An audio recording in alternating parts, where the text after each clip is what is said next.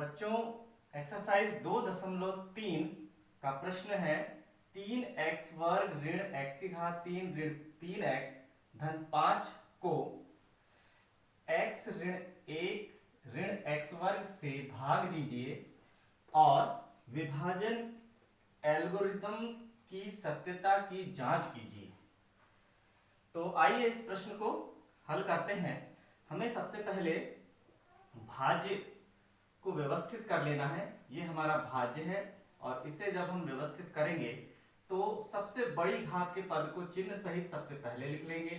x की घात ऋण x की घात 3 धन 3x वर्ग ऋण 3x धन 5। अब जो हमारा भाजक है हम उसे भी व्यवस्थित कर लेंगे। तो भाजक को व्यवस्थित करने के लिए हमें क्या करना पड़ेगा? सबसे बड़ी घात ऋण x वर्ग धन x ऋण 1। तो आइए अब भाग देना स्टार्ट करते हैं।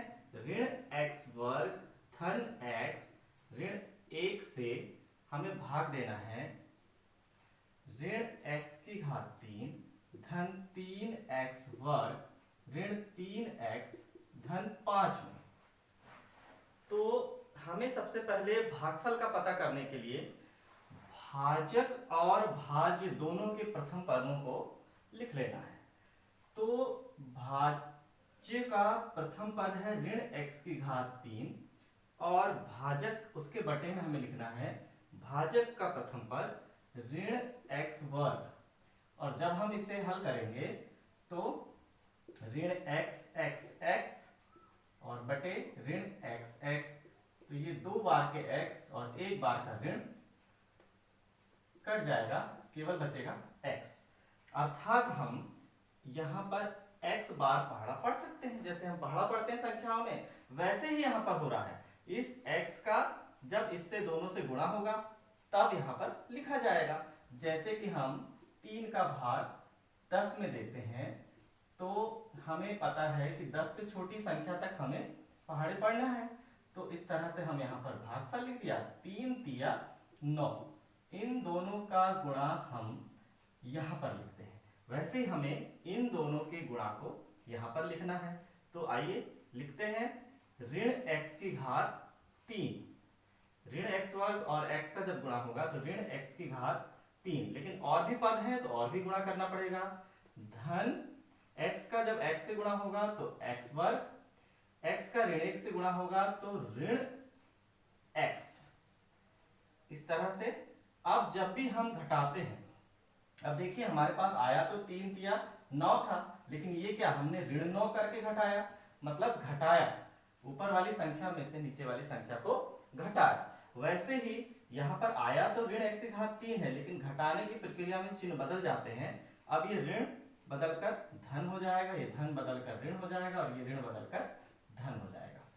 पुराने चिन्ह विलोपित हो जाएंगे, अब ये नए चिन्ह प्राप्त हो गए। अब ऋण x की घात 3 और धन x की घात 3 ये तो कट्टर विरोधी हो गए, तो ये आपस में कट जाएंगे।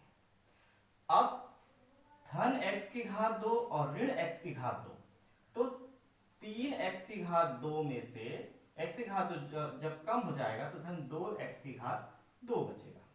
इसी तरह ऋण 3x और धन x, ऋण 3x में से जब धन x कम हो जाएगा तो ऋण 2x और ये धन 5 तो है ही।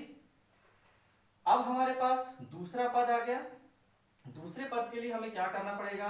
फिर से वही भाज्य का प्रथम पद 2x की घात 2 और फिर भाजक का प्रथम पद ऋण x वर्ग।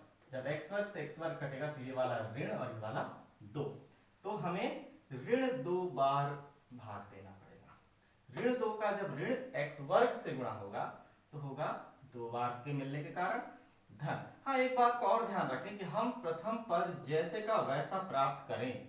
हमारा सबसे पहला काम होता है कि जब भी हम भाग दें तो प्रथम पद हमें जैसे का वैसा प्राप्त हो, तभी तो विपरीत चिन्ह के कारण वो घट जाएगा और कट जाएगा। ऋण 2, तो 2x की घात 2 हो गया। ऋण 2 का जब ऋण x वर्ग से गुणा होगा, ऋण 2 का जब x से गुणा होगा तो होगा ऋण 2x, फिर ऋण 2 का जब ऋण 1 से गुणा होगा तो धन 2 एकम 2। अब जब चिन्ह बदलेंगे तो ये ऋण, ये कट, ये ऋण का धन, ये भी कैंसिल, ये धन का ऋण, ये भी कैंसिल। इस तरह से ये 2x वर्ग में से x वर्ग कम हो जाएगा तो 0, और फिर 2x, ऋण 2x और धन 2x मिलकर ये भी 0। अब केवल बचा धन 3, ये होगा हमारा शेष फल। तो हमें क्या प्राप्त हुआ? भागफल। सबसे पहले क्या प्राप्त हुआ? भागफल। भागफल हमारा है x ऋण 2। फिर प्राप्त हुआ शेषफल। शेषफल हमारा है 3। तो आइए विभाजन एल्गोरिदम थ्योरम की सत्यता की हम जांच करना चाह रहे हैं। तो कैसे करेंगे? तो हमें ये होना चाहिए कि जब हम भाजक गुणा भागफल धन शेषफल करें तो हमें भाज्य प्राप्त होना चाहिए बच्चों। तो आइए करके देखते हैं। भाजक हमारा है ऋण x वर्ग धन x ऋण 1। भागफल हमारा है x ऋण 2 और धन शेषफल हमारा है 3। इसे हल करके हम यदि किसी तरह से भाज्य प्राप्त कर लें तो हमारा काम बन जाएगा। तो देखिए ऋण x वर्ग का जब x से गुणा होगा तो ऋण x की घात 3, ऋण x वर्ग का जब ऋण 2 से गुणा होगा तो 2 बार ऋण का हो गया धन 2x वर्ग, धन x का जब x से गुणा हुआ तो x वर्ग, धन x का जब ऋण 2 से गुणा हुआ तो ऋण 2x, ऋण 1 का जब x से गुणा हुआ तो ऋण x, ऋण 1 का जब ऋण 2 से गुणा हुआ तो धन 2, और ये धन 3 तो अलग है उसको लिख दिया। अब हम एक समान घात वाले पदों को आपस में जोड़ घटा कर देंगे। 2x ऋण x की घात 3, वाह हमारा पहला पद तो प्राप्त हो रहा है। फिर 2x वर्ग और x वर्ग मिलकर 3x वर्ग, ये भी आ गया, दूसरा पद भी प्राप्त हो गया। फिर ऋण 2x और ऋण x मिलकर ऋण 3x, वाह तीसरा पद भी हमें प्राप्त हुआ, और 2 और 3 मिलकर 5। ये क्या, हमें तो भाज्य प्राप्त हो गया, मतलब हम अपने काम में सफल हुए।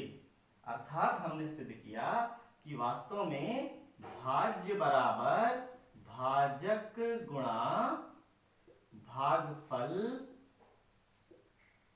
धन शेषफल। Thank you.